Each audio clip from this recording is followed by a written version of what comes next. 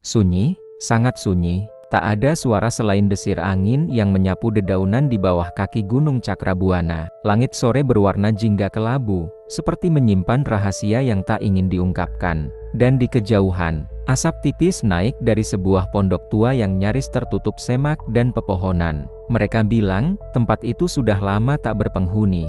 Tapi malam-malam tertentu, ada suara perempuan menangis, atau tertawa pelan, seolah menertawakan takdirnya sendiri. Kau tahu, cinta bisa membunuh.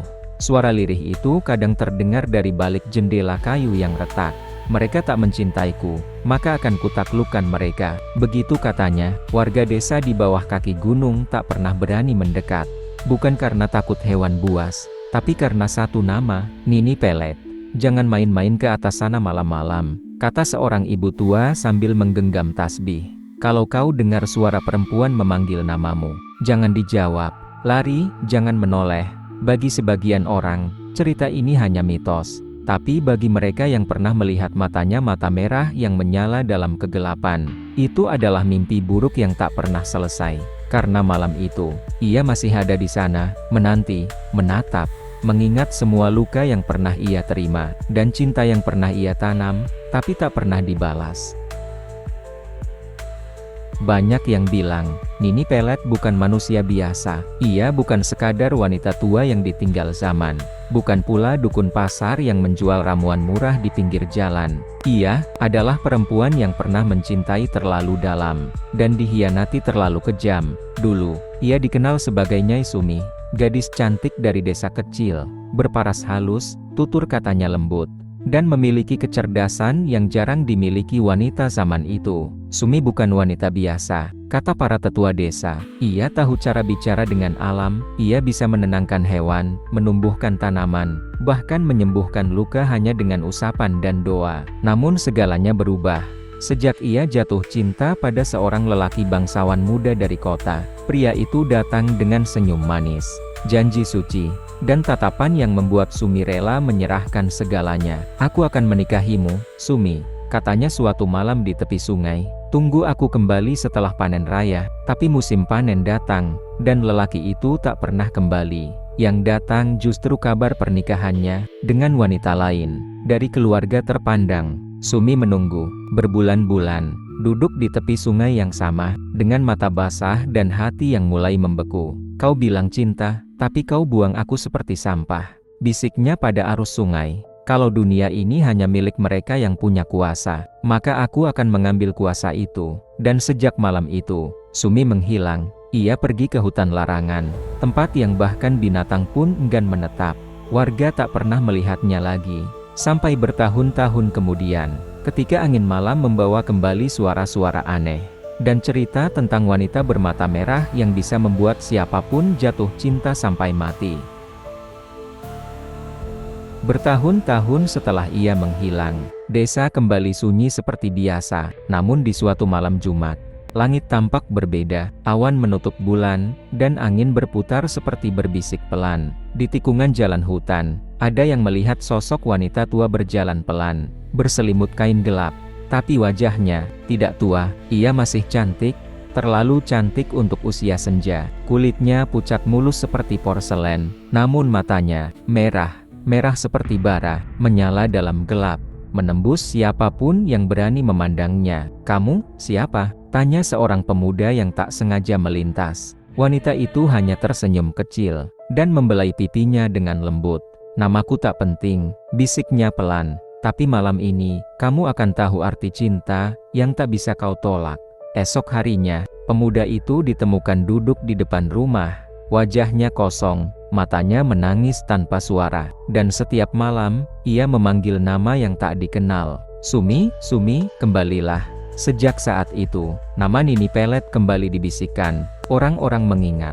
Matanya yang tak bisa dilupakan, senyum yang seperti manis, namun mengandung racun. Bukan hanya wajahnya, tapi aura yang mengikutinya, membuat orang percaya. Ia bukan wanita biasa, ia adalah kutukan yang berjalan. Sebelum ia dikenal sebagai Nini Pelet, ia adalah Sumi, seorang gadis desa yang lembut, penyayang, dan terlalu mudah percaya. Ia jatuh cinta, bukan pada sembarang lelaki, Tapi pada Raden Arya, anak bupati muda yang datang ke desa dalam program keliling tanah pertanian, Raden tampan, sopan, dan punya tutur kata yang membuat hati wanita meleleh.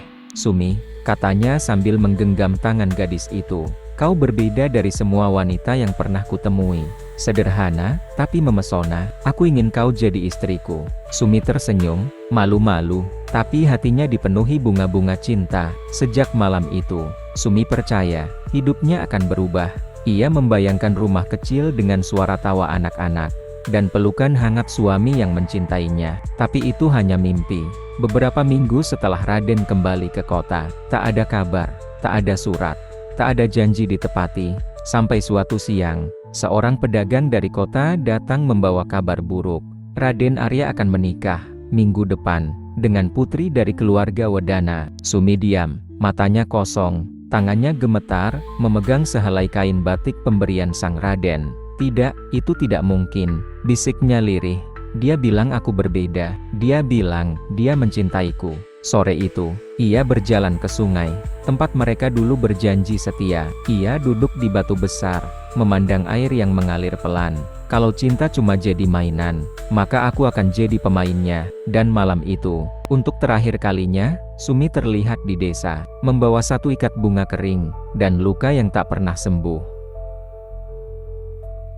Sejak malam itu, Sumi tak pernah kembali ke rumah. Orang tuanya mencari, tetangganya bertanya, tapi yang mereka temukan hanyalah jejak kaki menuju hutan larangan, tempat yang bahkan penduduk desa tak berani menyebut namanya saat malam. Hutan itu adalah tempat para leluhur menanam rahasia, tempat di mana batas antara dunia nyata dan gaib menjadi tipis. Tempat yang hanya didatangi mereka yang putus asa. "Jangan cari dia lagi," bisik Pak Darsa, tetua desa. "Kalau dia sudah masuk ke sana dengan hati penuh luka, maka yang akan keluar bukan lagi Sumi yang dulu." Dan benar saja, malam-malam berikutnya, angin dari arah hutan berubah dingin. Suara-suara aneh terdengar, tawa pelan, bisikan, dan bau bunga kenanga bercampur darah. Warga mulai merasa diawasi.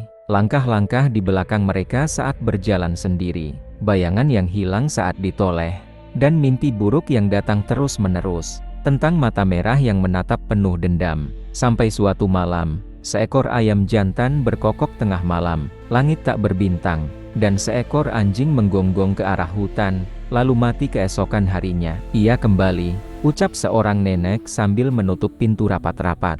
Tapi bukan sebagai Sumi. Kini, dia adalah sesuatu yang lain. Sesuatu yang membawa cinta dalam bentuk kutukan. Cinta yang hanya membawa kehilangan dan kehancuran.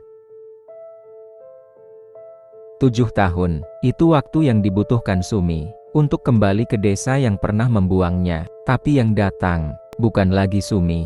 Ia muncul saat hujan deras turun, dini hari yang dingin, saat semua orang tertidur lelap, kecuali satu. "Aku lihat dia, berdiri di bawah pohon beringin besar," kata Meng Asep, penjaga malam. Kebayanya basah kuyup, rambutnya menempel di wajah. Tapi, matanya, ia terdiam, tangannya gemetar, merah, bukan seperti manusia. Sosok wanita itu hanya berdiri, diam, menatap ke arah desa dari kejauhan, tak berkata-kata, tak bergerak. Tapi dari tubuhnya, tercium aroma kuat dari kenanga dan bunga melati yang membusuk. "Kenapa kau kembali?" Terdengar suara lirih dari dalam hatinya. "Karena aku belum selesai," jawabnya sendiri, pelan. Beberapa hari kemudian, hal-hal aneh mulai terjadi. Pria-pria muda desa tiba-tiba jatuh cinta secara membabi buta. Beberapa bahkan meninggalkan istri dan anaknya, demi sosok perempuan asing yang tak bisa dijelaskan dengan logika. Semua memiliki kesamaan, tatapan kosong, pikiran terganggu, dan bisikan halus setiap malam. Cinta bukan pilihan, cinta adalah takdir. Nama Sumi mulai dikubur. Kini, semua orang mengenalnya dengan satu nama, Nini Pelet. Setelah kembali, Nini Pelet tidak datang membawa amarah, tidak juga membawa senjata. Yang ia bawa hanyalah satu hal, cinta, tapi bukan cinta yang indah, bukan cinta yang menyelamatkan, melainkan cinta yang menghancurkan, cinta yang mematikan. Ia tak perlu bicara keras, tak perlu menyihir dengan mantra ribet. Cukup satu tatapan, satu senyum, dan korban akan jatuh terlalu dalam, hingga tak bisa kembali. Aku melihatnya di pasar, kata seorang wanita. Dia hanya menatap suamiku sekali. Sejak saat itu, suamiku tidak pernah sama. Pria itu mulai memanggil nama asing dalam tidur, menghindari istrinya, dan setiap malam, berjalan keluar rumah, mencari sosok yang hanya dia lihat dalam mimpi.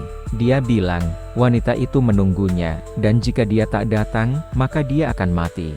Pelet Nini bukan sekadar mantra, tapi sebuah kutukan, sebuah ikatan gaib yang mengikat tubuh dan jiwa secara perlahan, hingga korban tidak bisa membedakan, mana cinta, mana kematian. Aku rela mati, asal bersamanya, ucap seorang pemuda sebelum hilang tak ditemukan lagi. Dan begitulah cara Nini Pelet membalas dunia, bukan dengan darah, tapi dengan rasa, karena ia tahu, rasa cinta yang berlebihan, lebih mematikan dari racun. Tak butuh waktu lama, sejak Nini Pelet kembali, desa itu berubah. Dulu, desa ini tenang, anak-anak bermain di sore hari, para ibu menjemur kain, dan para lelaki bekerja di sawah sambil tertawa. Tapi sekarang, wajah-wajah penuh kegelisahan, tatapan kosong, dan cinta yang tak lagi wajar. Aku kehilangan anakku, ucap Pak Raji. Dia pergi malam-malam, katanya ingin menemui perempuan dalam mimpi. Anak muda itu tak pernah kembali. Keesokan harinya, ditemukan kain batiknya hanyut di sungai, tanpa tubuh, tanpa jejak. Suamiku berhenti bicara, dia hanya duduk di pojok rumah, menggambar wajah wanita yang tak ku kenal. Setiap hari, setiap malam, ucap Bu Eni, dengan suara bergetar. Di dinding rumahnya, penuh dengan gambar, sosok perempuan berambut panjang, mata merah, dan senyum yang menyeramkan. Dia bilang, wanita itu datang setiap malam, duduk di ujung ranjang, dan mengajaknya pergi. Beberapa warga bahkan dikabarkan nekat bunuh diri, melompat dari jembatan, menceburkan diri ke sungai, meninggalkan surat yang sama. Aku ingin bersamanya, hanya dia yang mencintaiku. Satu demi satu korban jatuh, dan semua mereka tidak tahu sedang jatuh cinta atau sedang dikutuk. Karena cinta dari Nini Pelet bukan untuk membahagiakan, melainkan untuk membalas dendam.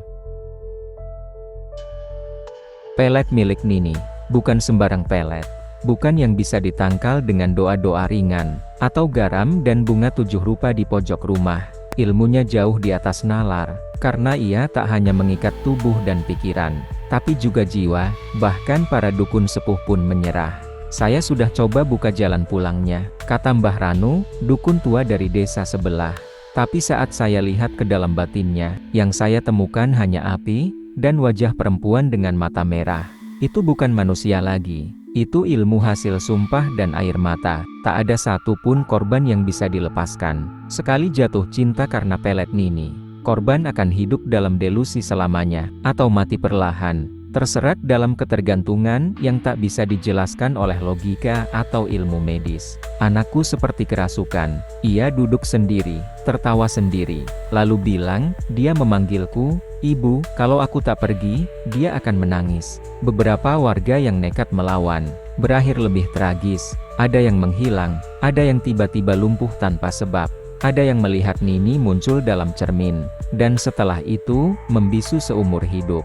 Karena kutukan ini, tidak bisa ditolak, tidak bisa dilawan. Ini bukan soal cinta, bisik Nini dari bayangan. Ini soal bagaimana dunia memperlakukan orang sepertiku. Maka, mereka akan tahu, seperti apa rasanya kehilangan kendali atas hatinya sendiri. Dan malam demi malam, desa semakin sunyi. Karena siapapun tahu, cinta bisa datang tiba-tiba, tapi kalau datangnya dari Nini Pelet, kau tidak bisa lari.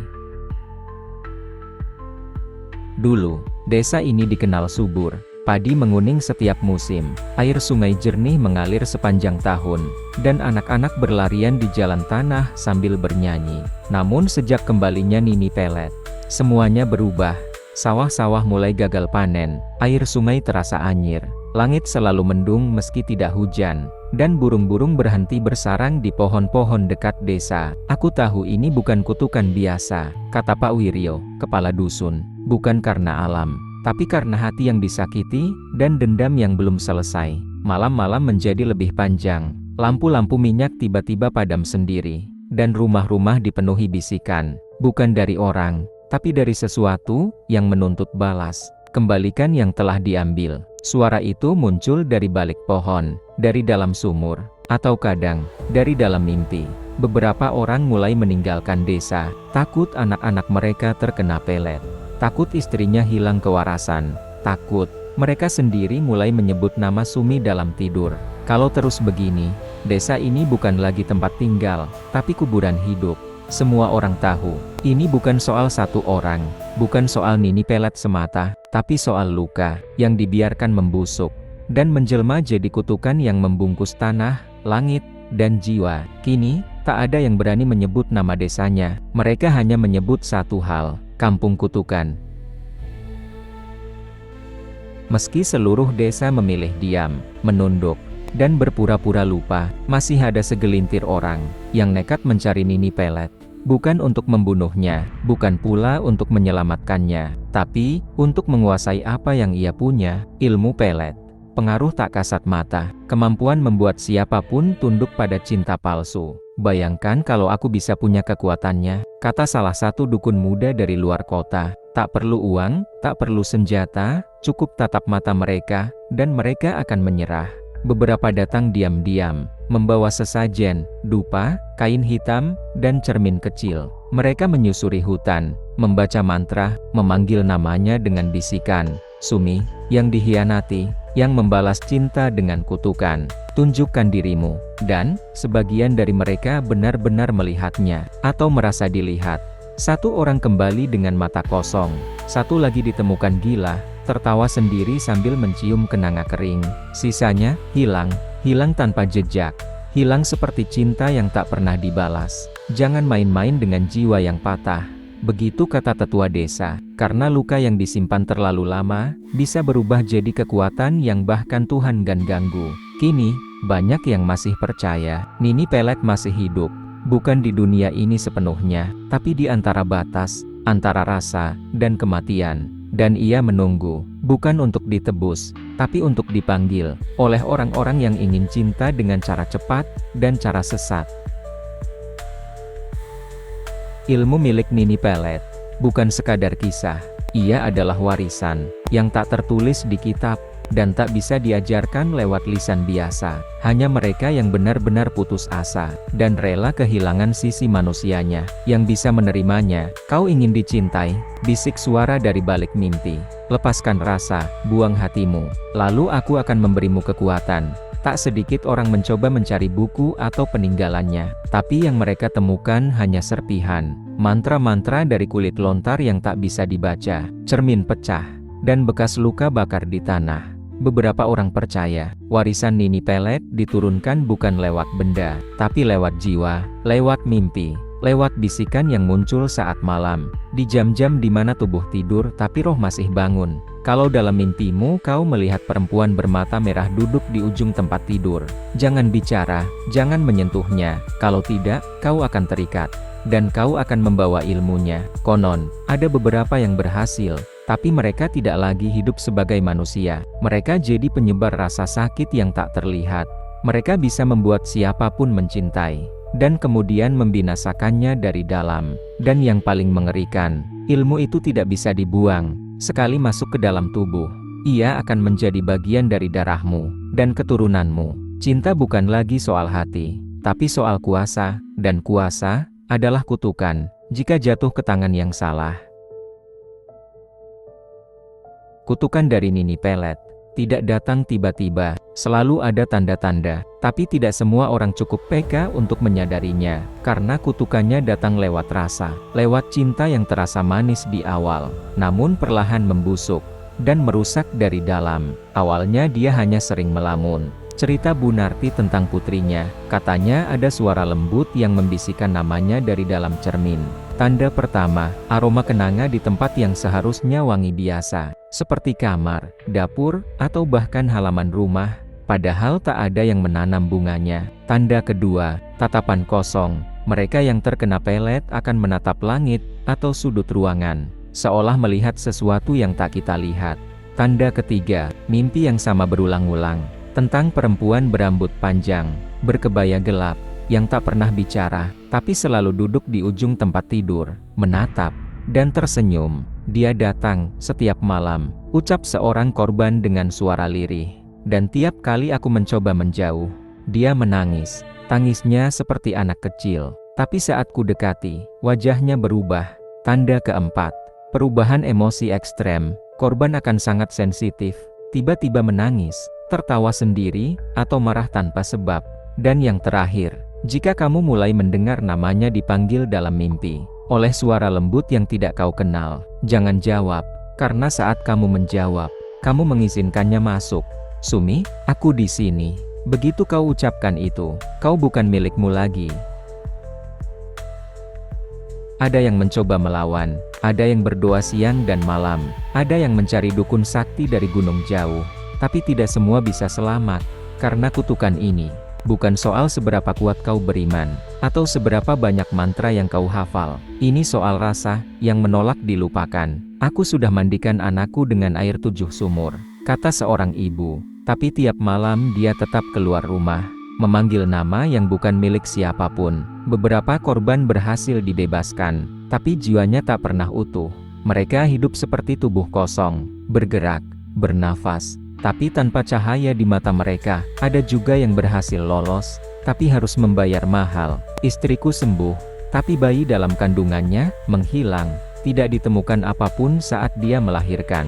Ada anak muda yang mencoba bunuh diri, tapi diselamatkan. Sayangnya, setiap malam ia masih mengguratkan satu nama di tembok.